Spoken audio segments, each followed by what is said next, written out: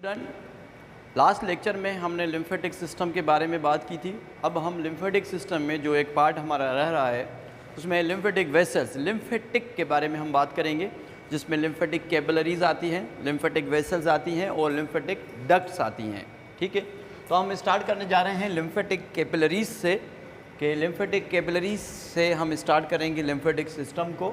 Lymphatic system which start at the capillary beds where they are close towards the tissue cyanosis. Tissue cyanosis means कि जो capillaries और tissue के बीच में जो gap होता है उसको टिश्यू साइनोसिस कहते हैं।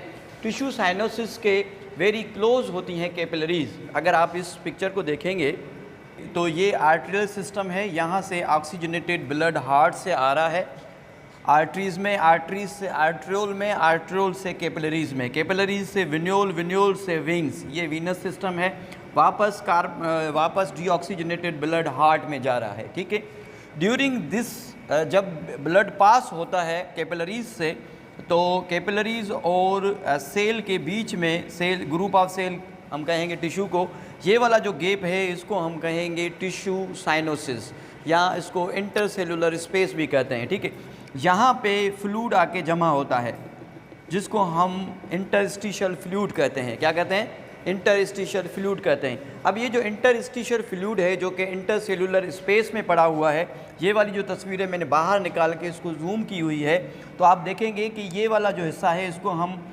लिम्फ कैपिलरीज कह रहे हैं। लिम्फ कैपिलरीज वेरी क्लोज होती हैं किसके? इसके लिम्फ्स के और सेल के बीच में। ठीक है, इस लाइन का यही मतलब हुआ। आगे हम देखेंगे कि lymph capillaries are thin, lymph capillaries बिल्कुल थिन होती हैं। एनास्टोमोजिंग माइक्रोस्कोपिक होती हैं। एनास्टोमोजिंग मीन्स ये डिवाइड होती हैं, ये ज्वाइन होती है, रीज्वाइन होती हैं, दोबारा रीज्वाइन होती हैं, इसको कहेंगे एनास्टोमोजिंग। तो कैपिलरीज क्या हैं? एक तो वेरी थिन है, इनकी थिन वॉल होती है, और ये एनास्टोमोजिंग होती हैं, रीज्वाइन, रीज्वाइन एंड रीज्वाइन। ये रीज्वाइन हो रही है यहाँ पे भी रीज्वाइन हो रही हैं, और ये मर्ज होती हैं किसमें?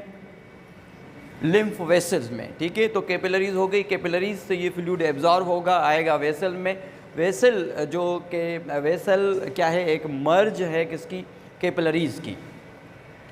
तो lymph capillaries anastomosing microscope merge into lymph vessels. आपने देखा तस्वीर में, पिक्चर में, कि किस तरीके से लिम्फ वेसल्स में मर्ज हो रही हैं। The lymph vessels converted into collecting duct which empty into the subclavian veins.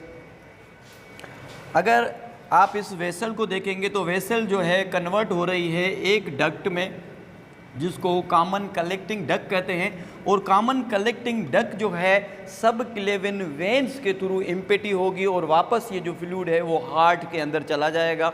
और इसी तरीके से ये जो फ्लूइड है जो कि लीकेज हुआ था कहाँ से? ब्लड में से, कैपिलरीज से, ये वापस जो है सिस्टम में चला जाएगा, किसमें? सर्कुलेटरी सिस्टम में। ठीक है, उसके बाद नंबर 3 पॉइंट है lymph vessels contain walls to prevent the back flow of the lymph and it circulate by the contraction of surrounding skeleton muscles.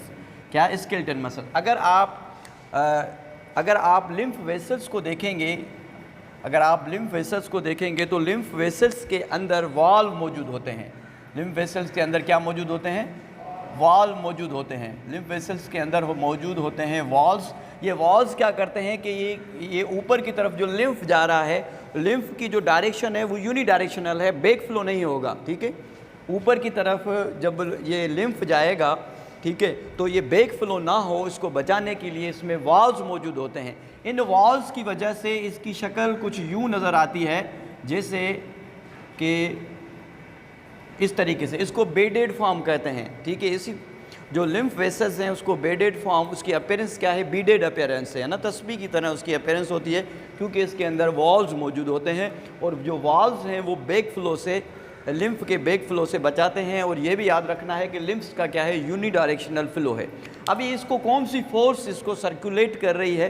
तो ये जो लिम्फ सर्कुलेट हो रहा है इसमें लिम्फ सिस्टम में, ये सर्कुलेट हो रहा है जो स्केलेटल मसल्स हैं। जब स्केलेटल मसल्स कंट्रैक्ट करते हैं तो ये लिम्फ जो है सर्कुलेट होता है यूनिडायरेक्शनल, एक डायरेक्शन की तरफ। ठीक है, और इसको सर्कुलेट कौन करता है, दूसरे बॉडी के पार्ट जब मूव करते हैं तो ये लिम्फ जो है सर्कुलेट करता है। ठीक है, तो आज हमने बात की है लिम्फेटिक सिस्टम की, जिसमें है कि लिम्फ कैपिलरीज आती हैं। लिम्फ कैपिलरीज जो कि वेरी क्लोज होती हैं किसके, टिश्यू साइनोसिस यानी कि इंटरसेलुलर स्पेस के वेरी क्लोज होती हैं। यहाँ से कैपिलरीज में यहाँ से कैपिलरीज में ये जो इंटरस्टिशियल है फ्लूइड आ जाता है। अब हम इसको लिम्फ करेंगे। लिम्फ जो है कैपिलरीज से वेसल में चला जाएगा, वेसल से कॉमन कलेक्टिंग डक्ट में चला जाएगा और कॉमन कलेक्टिंग डक्ट से ये खाली होगा, एम्प्टी होगा सब क्लेविन वेन के थ्रू, किसमें, हार्ट में। So this is all about the lymphatic system. Thank you so much.